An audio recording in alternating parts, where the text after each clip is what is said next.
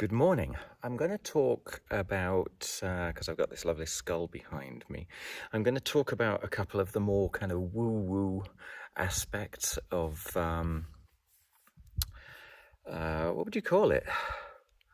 Alternative thought processes, manifestation, the law of attraction, visualization, the untapped powers of the mind, let's say. So this one, I'm just going to talk about the law of attraction, because this is something that I absolutely adore. I can really get my teeth into the law of attraction. So for anyone who isn't familiar with the law of attraction, and I apologize for my generalization, I'm sure there's more to it than this, but the idea in a nutshell is if you intend something to happen, you live your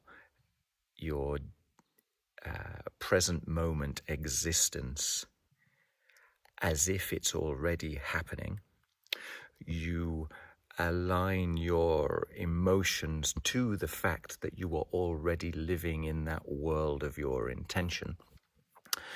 Then the universe will provide. That's basically the law of attraction.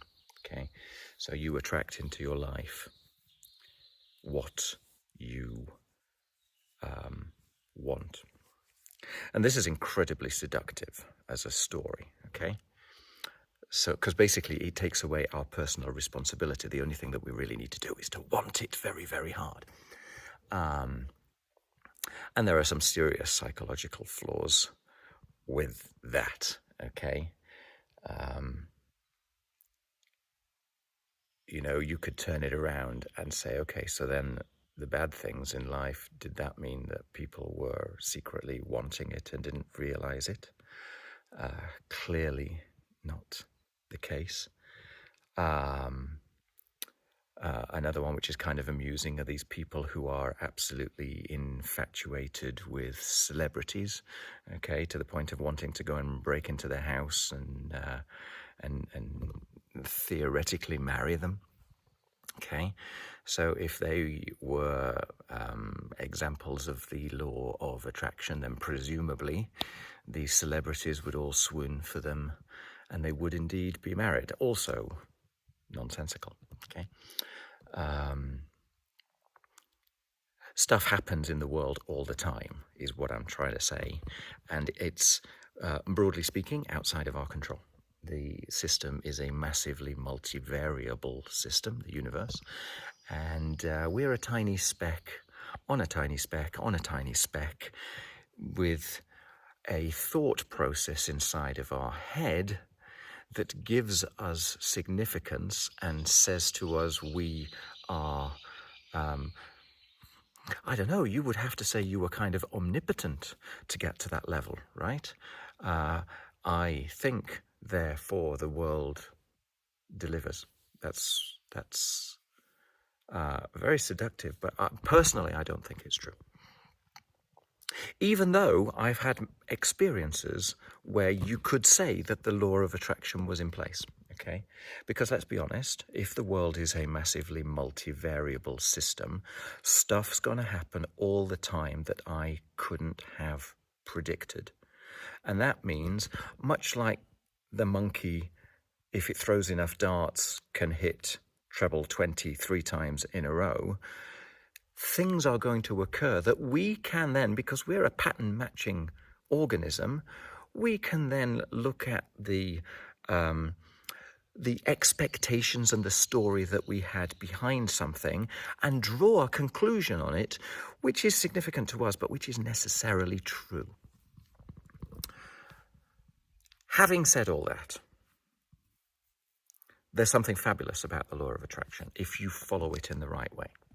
So for me, the law of attraction is actually a law of getting out of your own story and permitting yourself to see the opportunities that are all around you. Okay? So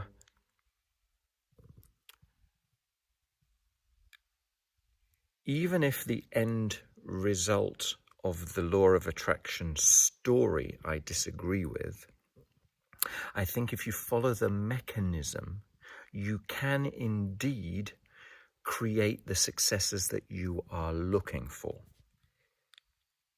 because you change the fixed ideas inside your head. So, if I, with all my heart and soul, want to run $1 million global industry, as a simple example, but I'm a guy on my own in the middle of Utah, living on my ranch. If I look around myself and I see the opportunities that present, and the sand and the couple of horses and the chickens, the idea that I could run a multi-billion-dollar global industry seems a bit of a stretch, okay? My stories running inside my head are going to tell me to get real and wake up. If that same person really gets into the imaginary thought process of, in intricate detail, of what it feels like to live that life, disregarding the reality that they are living with in those moments when they choose to build that imaginary vivification, it doesn't make it come true, but it opens the doors to your receptivity, so that if any opportunities present themselves, you notice. And if there are actions that you can take to make stepping stones to get yourself closer to there, you take them. Okay? So for me, vividly imagining something, even knowing that it's not occurring today, creates the permissiveness inside of you to take the actions which are necessary, because rather than it feel like something which is so far away from reality it sounds absurd, you are acclimatizing yourself to this idea. You're normalizing inside of yourself a different type of thought process, which will allow you to do different things. If you think that's normal, we don't need to go to the point of $1 billion global industry, but if you want to be a public speaker, and you're not, okay? If you are not a public speaker, the likelihood is that you are going to find it very difficult to stand up on stage and give the public speech. If you are already in your imagination, effectively rehearsing, right?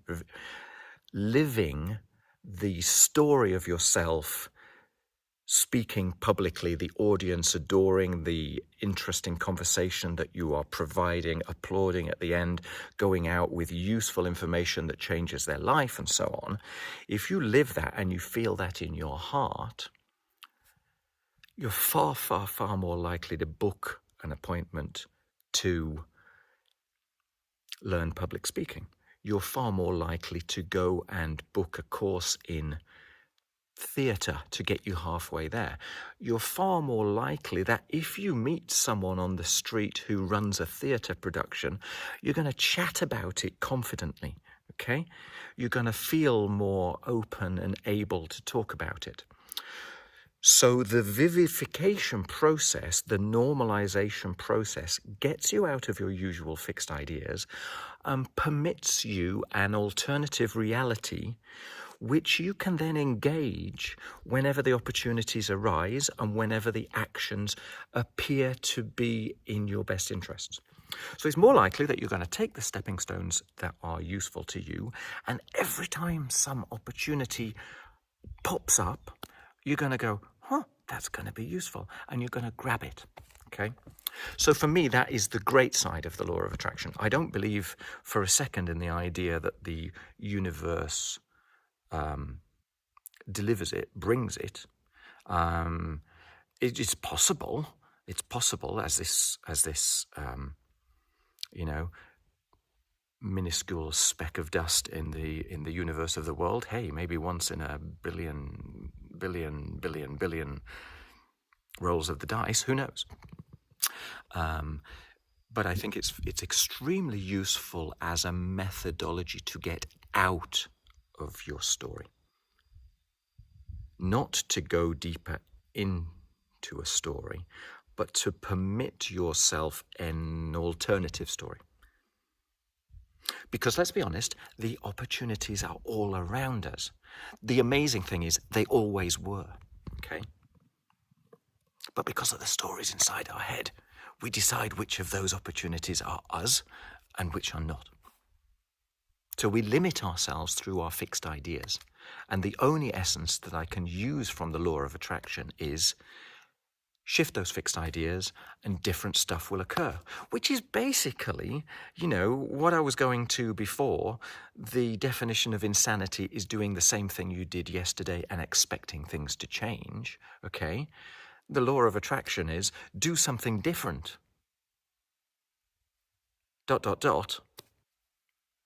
Stuff will change. So I hope that's useful, yeah? I'm trying to put an element of rationality into the woo-woo, okay? I don't want to dismiss the woo-woo because clearly, experientially, people believe it. And it's very useful that they believe it, even if it's not necessarily correct in the reasoning that they think it's correct. And hey, who am I to say, okay? Ultimately, everything that I've told you is the story running inside of my head, and it's no better than the story running inside of your head. But I find it great to understand the process and therefore the hooks behind it, because then I can engage those hooks. Yeah, it's a way of bringing more flexibility to my thoughts and my actions. And if I can transmit that to you, then I hope that's useful. There you go. I think that's enough on the law of attraction. I'm sure I've missed out a whole lot on there because there are reams and reams of books and videos out there on that. And I'm sure there are people out there that will swear blind that the law of attraction is a thing. And you're welcome to your perception. I'm not going to disagree with you. I just have my perception, which is slightly elsewhere. I hope that's useful. If it is, have a look at the other videos. If there are questions that you have, or you disagree, or you agree, feel free to contact me or to write a comment. I would love to hear. I don't like to do these things for nobody. It's good that we create a sort of a little love bubble of connection, because that's what it's all about. All right, thanks a lot. Take care. Bye.